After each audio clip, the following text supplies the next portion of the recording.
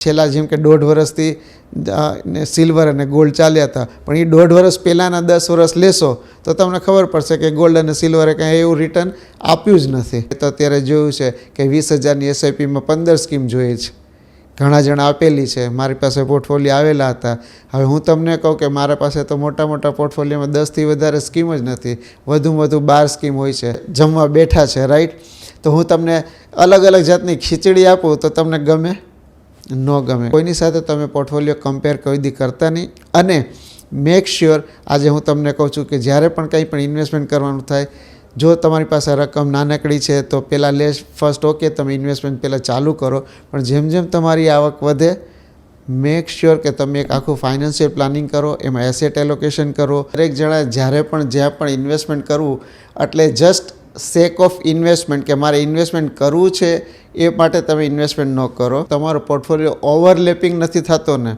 ઓવરલેપિંગનો મતલબ કે આજે તમે માની લો કે 5 સ્કીમ લીધેલી છે તો 5 સ્કીમના સ્ટોક્સ હું જોઉં છું ને તો 60-70 70% બધા સેમ હોય છે. બધા ફંડમાં છે ને 60 કે 70% સ્ટોક સેમ હોય છે. નમસ્કાર મિત્રો, આપ સૌનું ફરી એકવાર હું સ્વાગત કરું છું ફાઇનાન્સ વિથ DRSમાં. ઘણા મારા પાછલા વિડીયો પણ તમે જોયા હશે અને ઘણીવાર આપણે બધી વાતો પણ કરેલી હશે કે ભાઈ આપણે એક પ્લાનિંગ પ્રમાણે ફાઇનાન્શિયલ પ્લાનિંગ કરવું જોઈએ કરીને. અને ઘણા લોકો ફાઇનાન્શિયલ પ્લાન જસ્ટ કહેવા માટે મને જે રીતે ઘણા બધા ફોન આવતા હોય છે કે મારા ઘણા બધા ઇન્વેસ્ટર્સ હોય છે કે જ્યારે એ લોકો ફોન કરે છે ત્યારે મને એમ કહે છે કે બસ આપણે ઇન્વેસ્ટમેન્ટ કરવું છે, સરસ મજાની સારા રિટર્નવાળી મને સ્કીમ દઈ દો, બસ દેટ્સ ઓલ, બીજું કાંઈ નહીં, રાઈટ. તો જનરલી અત્યાર સુધી શું હતું કે આ એપ્રોચ બહુ ચાલતો હતો અને ચાલે પણ છે, એમાં નો ડાઉટ. પણ જ્યાં સુધી મારી પોતાની એક જેને હું વધારે ભાર દેવા માગું છું કે દરેક જણા જ્યારે પણ જ્યાં પણ ઇન્વેસ્ટમેન્ટ કરવું એટલે જસ્ટ સેક ઓફ ઇન્વેસ્ટમેન્ટ કે મારે ઇન્વેસ્ટમેન્ટ કરવું છે એ માટે તમે ઇન્વેસ્ટમેન્ટ ન કરો. ઇન્વેસ્ટમેન્ટ માટે જે મેં પ્રમાણે ગયા વિડીયોમાં પણ મેં કીધું હતું કે તમે ગોલ પ્રમાણે તમારું ઇન્વેસ્ટમેન્ટ કરો, રાઈટ. હવે ગોલ પ્રમાણે ઇન્વેસ્ટમેન્ટમાં કરવાનું તો થઈ જાય છે બધા, ચાલો કંઈ મને ચાઇલ્ડ એજ્યુકેશન કહો કે ચાઇલ્ડ મેરેજ કહો કે રિટાયરમેન્ટ કહો કે એવું બધું બરાબર છે, ચાલો એ કાંઈ વાંધો પણ નથી. પણ હવે વસ્તુ એવી થાય છે કે દરેક જણ છે ને રિટર્નને ચેઝ કરે છે, રાઈટ. તો મને એવું લાગે છે કે જ્યાં સુધી મારો 20 વર્ષનો અનુભવ છે આ ફિલ્ડ, આ મ્યુચ્યુઅલ ફંડ ઇન્ડસ્ટ્રીઝમાં, તો રિટર્નને તમે ચેઝ ન કરો. દરેક ઇન્વેસ્ટરને વાત કહું કે તમે રિટર્નને ચેઝ ન કરો, રિટર્ન આપોઆપ આવી જશે. જેમ આપણે કહીએ છીએ ને, don't time the market, give time in the market, right. એટલે તમારા બધી જાતના જે પણ કાંઈ ગોલ હશે પૂરા થઈ જશે. પણ જે ફંડ અને સ્કીમ સિલેક્શનનું આવે છે ફાઇનાન્શિયલ પ્લાનિંગમાં કે લોંગ ટર્મ શું છે, શોર્ટ ટર્મ શું છે, મીડિયમ ટર્મ શું છે, તો અલગ અલગ પ્લાનિંગ પ્રમાણેના અલગ અલગ એસેટ હોય છે. કે સપોઝ આજે મેં તમને કીધું કે દરેક તમે ફાઇનાન્શિયલ પ્લાનિંગ કરો ને તો મેક શ્યોર કે તમારા ફાઇનાન્શિયલ પ્લાનિંગમાં છે ને પ્રોપર ડાયવર્સિફિકેશન હોય, રાઈટ. પ્રોપર ડાયવર્સિફિકેશન નથી હોતું, એના કારણે ઘણીવાર એવું થાય કે માર્કેટ ખૂબ સરસ ચાલતું હોય પણ આપણા ફંડમાં આપણને એમ લાગે કે આપણને કાંઈ રિટર્ન મળતું નથી, અથવા માર્કેટ જ્યારે ક્રેશ થાય અથવા માર્કેટ પડવાનું શરૂ થાય તો એવું જોરદાર પડવાનું શરૂ થઈ જાય કે આપણને થાય કે ટોટલ પોર્ટફોલિયો કેમ બધું પડે છે એકસાથે. એટલે વસ્તુ શું થાય, કાં તો બધું એકસાથે સારું રિટર્ન મળે, એકદમ ઉપર અપવર્ડ જાય પોર્ટફોલિયો, અને કાં એકદમ ક્રેશ થઈ જાય છે, રાઈટ. પણ એનો મતલબ એ વસ્તુ નથી કે ત્યારે આપણે એમ કહી દઈએ કે ના ભાઈ માર્કેટ ક્રેશ થયો એટલે તમારો પોર્ટફોલિયો પણ ક્રેશ થયો. તો હું જ્યાં સુધી ધારું છું ને તો એ હવે એવું ના હોવું જોઈએ. દરેક પોર્ટફોલિયોની પોતાની એક ખાસિયત એવી હોવી જોઈએ કે ડાયવર્સિફિકેશન, જેને કીધું કે માર્કેટ કદાચ માર્કેટ માની લ્યો કે તમારો સ્ટોક માર્કેટ છે એક વન વે જાય છે તો તમારી પાસે બીજી જગ્યાનું ઇન્વેસ્ટમેન્ટ હોય અથવા બીજા સેગમેન્ટનું ઇન્વેસ્ટમેન્ટ હોય તો તમને તમારા પોર્ટફોલિયોમાં એનું રિટર્ન તમને મળતું હોવું જોઈએ.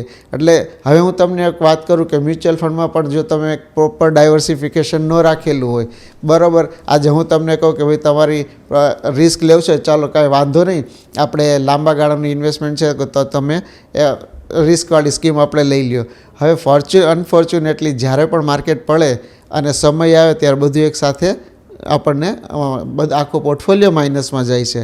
તો બેટર છે કે તમે જ્યારે પણ સ્કીમનું ઇન્વેસ્ટમેન્ટ કરો ત્યારે જે પણ સ્કીમનું સિલેક્શન કરો તો મેક શ્યોર કે ટોટલ બધી સ્કીમ ડાયવર્સિફાઈડ હોય. સપોઝ કોઈ વેલ્યુવાળા હોય છે, કોઈ ગ્રોથવાળા હોય છે, અધર અને માર્કેટની જે બધી કેપ્સ હોય છે, મિડ કેપ હોય છે, સ્મોલ કેપ હોય છે, લાર્જ કેપ હોય છે, એ બધી જાતના સેગમેન્ટમાં તમારું એક પ્રોપર ડાયવર્સિફિકેશન હોવું જરૂરી છે. એવું ના હોય કે જ્યારે પણ હું તમારી 5 સ્કીમનું સિલેક્ટ કરી અને હું જ્યારે એનું એનાલિસિસ કરવા જાઉં, રાઈટ, એનાલિસિસ એટલે ઘણીવાર એવું હોય છે કે અમે લોકો અમુક ટેકનિકલ રેશિયોઝ જોતા હોય છે, પણ જે બહુ કોમન અને ફોરમોસ્ટ રેશિયો છે કે ભાઈ ચાલો મીડિયન રિટર્ન જોતા હોય છે, બરાબર, છેલ્લા 10-15 વર્ષનું રિટર્ન જોતા હોય છે. એમાં પણ હજી બીજું એક સેગમેન્ટ છે કે ભાઈ તમારો પોર્ટફોલિયો ઓવરલેપિંગ નથી થતો ને. ઓવરલેપિંગનો મતલબ કે આજે તમે માની લો કે 5 સ્કીમ લીધેલી છે, તો 5 સ્કીમના સ્ટોક્સ હું જોઉં છું ને તો 60-70% બધા સેમ હોય છે. બધા ફંડમાં છે ને 60 કે 70% સ્ટોક સેમ હોય છે. તો હવે તમે સમજો કે જ્યારે પણ માર્કેટ અપ થાય તો મેજોરિટી બધાના સ્ટોક વન વે જ જશે. શું કામ? તો કે બધાના સ્ટોક્સ તો સેમ જ છે, કદાચ થોડો ઘણો માઇનર ફેરફાર પડે, બરાબર, પણ એકચ્યુઅલી તમારું એ ડાયવર્સિફિકેશન તો થયું જ નહીં ને.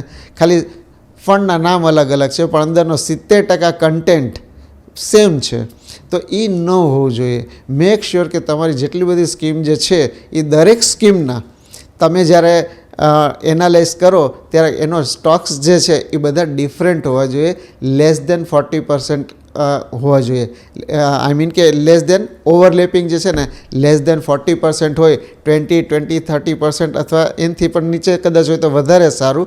તો એના કારણે શું થશે કે જ્યારે બધું એકસાથે ચડશે તો બધાના સેગમેન્ટ અલગ હોવાના કારણે તમને બધાના રેટ ઓફ રિટર્ન્સ પણ અલગ દેખાશે. અને એવરેજ જોશો તો એ આપણને જે જોઈએ છે કે હું જે તમને દર વખતે કહું છું કે 12-15% રિટર્ન એવરેજ તમને આવી જ જાય. પણ એવું ન સોચે કે માર્કેટ વન વે જાય તો બધું ઉપર જાય, માર્કેટ પડે તો બધું નીચે જાય. ના, મેક શ્યોર કે તમારે માર્કેટ બહુ ઉપર જાય તો 2-3 સ્કીમ બહુ એકદમ ઉપર વહી ગઈ હોય, 1-2 સ્કીમ જરાક એનાથી નીચે હોય, 1-2 સ્કીમ એકદમ નીચે હોય. તો એનો મતલબ શું થયો કે પેલી જે માર્કેટ પ્રમાણે ચાલે છે 1-2 જે છે માર્કેટના થોડું સિમિલેરિટી છે, થોડુંક જ. બીજું તો કે માર્કેટના વિરુદ્ધ છે. માર્કેટના વિરુદ્ધ એટલે માર્કેટ જ્યારે ડાઉન જતી હશે ને ત્યારે અગેન એ પોર્ટફોલિયો તમારો અપ જતો જ હશે. શું કામ? કે પોર્ટફોલિયોમાં અમુક એલોકેશન તમે જે રાખેલું જે છે ડાયવર્સિફિકેશન માટે કે એના સ્ટોક્સ જે છે એ બીજા બધા કરતાં સાવ જુદા છે. તો જેના કારણે માર્કેટ એક કોન્ટ્રેનર વે હોય છે જેને કહે છે. તો એના કારણે તમારો પોર્ટફોલિયો વળી તમને એક માર્કેટ જ્યારે ક્રેશ થાય તો તમારો પોર્ટફોલિયો ઓછો પડે. માની લો કે માર્કેટ 20% પડી ગયું તો તમારો પોર્ટફોલિયો કદાચ 12%, 13% કે 15% પડે, પણ 20% ન પડે.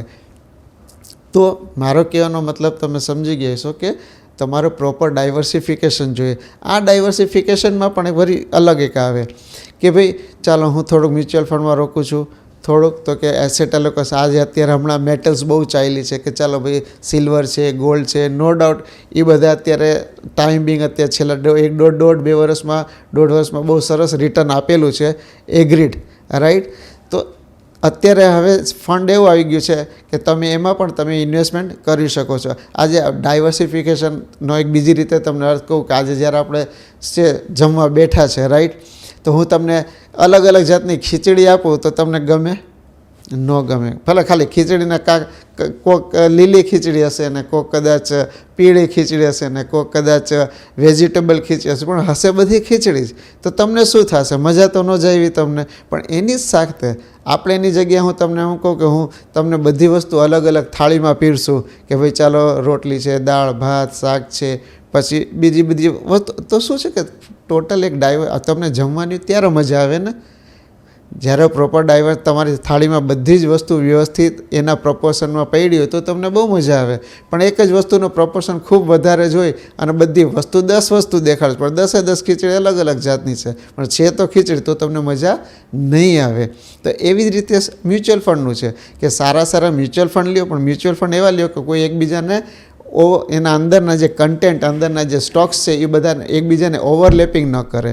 મિનિમમ લેસ દેન 20-30ની વચ્ચે હશે સારું, એનાથી ઓછા પણ હશે તો ઘણું જ સારું. પણ મેક શ્યોર કે તમારે 30%થી વધારે ક્યાંય પણ ઓવરલેપિંગ હોવું જોઈએ નહીં. તો એના કારણે ઘણી બધી એવી તમે સ્કીમનું સિલેક્શન કરો ને તો એ બધું પણ પ્રોપર જોવું પડે છે.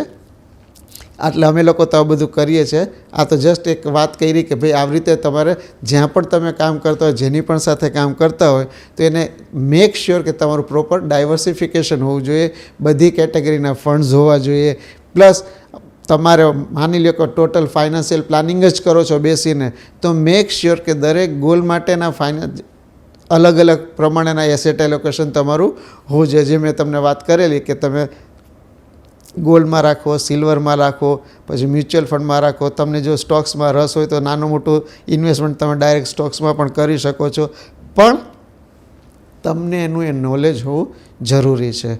તમે એમ લાગે કે ના મને માર્કેટનું સારું નોલેજ છે, મને ખબર પડે છે, તો તમે થોડોક પોર્શન સ્ટોક્સમાં તમે પોતાની રીતે રાખી શકો છો, અથવા કોઈ પણ ફાઇનાન્શિયલ એડવાઇઝરને દઈ શકો છો કે એ મેનેજ કરી શકે છે.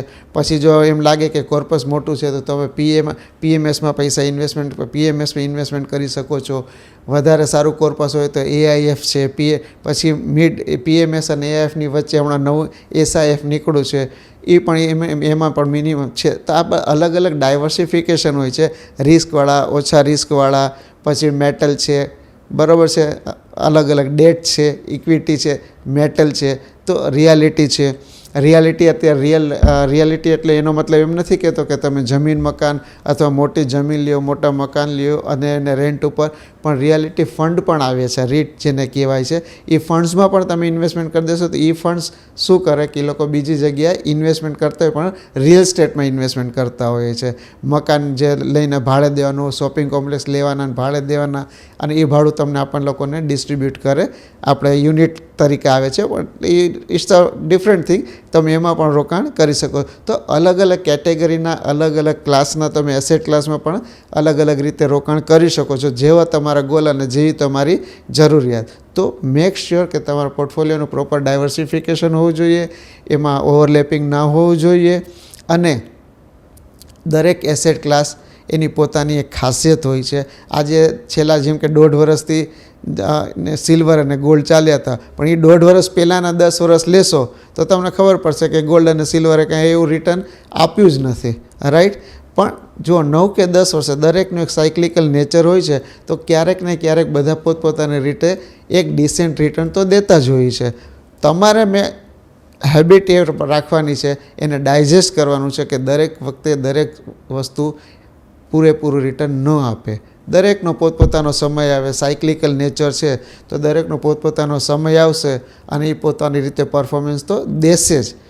પણ તમે જો એમ કહેશો કે ઓલાને મારા સામેવાળા મિત્રને વધારે રિટર્ન મળ્યું, મને ઓછું રિટર્ન મળ્યું, એણે ક્યારે ઇન્વેસ્ટમેન્ટ કરેલું છે, કઈ રીતે ઇન્વેસ્ટમેન્ટ કરેલું છે, એનું ઇન્વેસ્ટમેન્ટ કેવું છે, totally different thing. Don't compare with your portfolio with others, right. તમારો પોર્ટફોલિયો પોતાનો એક કસ્ટમાઇઝ, પોતાનો યુનિક પોર્ટફોલિયો છે, એટલે તમારે હંમેશા એ બીજા કરતાં તમારો એ જુદો જ રહેવાનો છે, રાઈટ. તો કોઈની સાથે તમે પોર્ટફોલિયો કમ્પેર કોઈ દી કરતા નહીં. અને મેક શ્યોર, આજે હું તમને કહું છું કે જ્યારે પણ કંઈ પણ ઇન્વેસ્ટમેન્ટ કરવાનું થાય, જો તમારી પાસે રકમ નાનકડી છે તો પહેલાં ફર્સ્ટ ઓકે તમે ઇન્વેસ્ટમેન્ટ પહેલાં ચાલુ કરો, પણ જેમ જેમ તમારી આવક વધે, મેક શ્યોર કે તમે એક આખું ફાઇનાન્શિયલ પ્લાનિંગ કરો, એમાં એસેટ એલોકેશન કરો, પ્રોપર ડાયવર્સિફિકેશન કરો, તો તમને એક ડિસેન્ટ રિટર્ન પણ મળશે.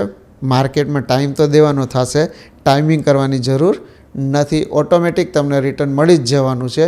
That is for sure. મારા 20 વર્ષના અનુભવથી હું તમને કહું છું કે ગમે ત્યારે માર્કેટમાં તમે ટાઈમ દેશો ને તો તમને પૈસા મળશે, તમારી વેલ્થ ક્રિએટ થશે જ. જો તમે ટાઈમિંગ કરવા જશો તો તમારા પૈસા ક્યારે પણ બનશે, પૈસા બનશે, વેલ્થ નહીં બને, લેગસી તમે આપીને નહીં જઈ શકો. તો મેક શ્યોર પૈસા ન બનાવો, લેગસી ક્રિએટ કરો, વેલ્થ બનાવો, તો તમને બહુ મજા આવશે. તમારા જીવનના બધા ગોલ પણ પૂરા થશે. ફાઇનાન્શિયલ પ્લાનિંગ કરેલું હશે તો ક્યારેય પણ તમને કંઈ તકલીફ પડશે નહીં. આ બધા ફાઇનાન્શિયલ પ્લાનિંગમાં ફરી એકવાર તમને કહું, પ્રોપર ડાયવર્સિફિકેશન કરજો, સમય પ્રમાણે કયા સમય તમને કેવા પૈસા જોઈએ છે એનું કરજો, એમરજન્સી ફંડ રાખજો, મેડિક્લેમ રાખજો, ટર્મ ઇન્સ્યોરન્સ રાખજો, રાઈટ. અલગ અલગ એસેટ ક્લાસમાં કરજો, પણ મેક શ્યોર કે તમે પોતાને સિક્યોર પણ કરી રહ્યો. સિક્યોર ઇન ધ સેન્સ કે તમે હેલ્થ ઇન્સ્યોરન્સ છે એ તમે લ્યો, ટર્મ ઇન્સ્યોરન્સ તમે લ્યો, પ્લસ એમરજન્સી ફંડ, આ 3 વસ્તુ તો તમે પહેલાં કરજો જ, પછી ડાયવર્સિફિકેશન પ્રમાણે તમે પોતાના ફંડને તમારે એલોકેટ કરજો અને ફાઇનાન્શિયલ પ્લાનિંગ બનાવજો. આ બાબત કોઈને પણ કંઈ જરૂર હોય ને ફાઇનાન્શિયલ પ્લાનિંગ બનાવવાનું હોય તો ડેફિનેટલી નીચે નંબર આપેલો છે, મારો એ નંબર ઉપર ફોન કરી અને એપોઇન્ટમેન્ટ લઈ અને આપણે ગમે ત્યારે પણ વાત કરી શકશું, તો તમે એ કરી શકશો. જો તમને આ બધી વાત સારી લાગી હોય અને આ પ્રોપર મારી અને તમને આ બાબત કોઈ પણ જાતની કન્સલ્ટ કરવાની હોય તો ફોન કરજો, આપણે વાતચીત કરશું. That's all from my side. સારું લાગ્યું હોય તો શેર કરજો, સગા સંબંધીઓને વાત કરજો, મિત્રોને વાત કરજો અને તમારા પોર્ટફોલિયોને જો રિવ્યૂ કરવાનું હોય કે મારું પ્રોપર ડાયવર્સિફિકેશન છે કે નહીં તો મને પોર્ટફોલિયો તમારો મોકલજો. અમે તમને કહી દઈશું કે પ્રોપર ડાયવર્સિફિકેશન છે કે નહીં. હું અહીં રિટર્નની વાત નથી કરતો, પ્રોપર ડાયવર્સિફિકેશનની વાત કરું છું. ડાયવર્સિફિકેશન પ્રોપર હશે તો તમને રિટર્ન આપોઆપ મળી જશે. અધરવાઇઝ મી ટુ 20-20 તમારા પોર્ટફોલિયોમાં 10, 15, 20, 25 સ્કીમ હશે. પોર્ટફોલિયોની સાઇઝ કેવડી છે એના ઉપર મેં તો અત્યારે જોયું છે કે 20,000ની એસઆઈપીમાં 15 સ્કીમ જોઈએ છે. ઘણા જણા આપેલી છે, મારી પાસે પોર્ટફોલિયો આવેલા હતા. હવે હું તમને કહું કે મારા પાસે તો મોટા મોટા પોર્ટફોલિયોમાં 10થી વધારે સ્કીમ જ નથી, વધુમાં વધુ 12 સ્કીમ હોય છે, એ 1-1, 2-2, 5-5 કરોડના પોર્ટફોલિયોમાં. હવે તમે વિચાર કરો કે 20-25 હજારના એસઆઈપીમાં કોઈક જણે એને 10 સ્કીમ ને 15 સ્કીમ દઈ દીધી હોય તો એ ડાયવર્સિફિકેશન ક્યાં થયું? ઓવર ડાયવર્સિફિકેશન થયું. તો આવા ઘણા અગણિત દાખલાઓ છે, પણ કીપ ઇટ સિમ્પલ. તમારે જ્યારે પણ કાંઈ જરૂર પડે એમ લાગે કે મારે જોવું છે અમારું પ્રોપર ડાયવર્સિફિકેશન છે, send us your portfolio, will help you right now. Thank you once again.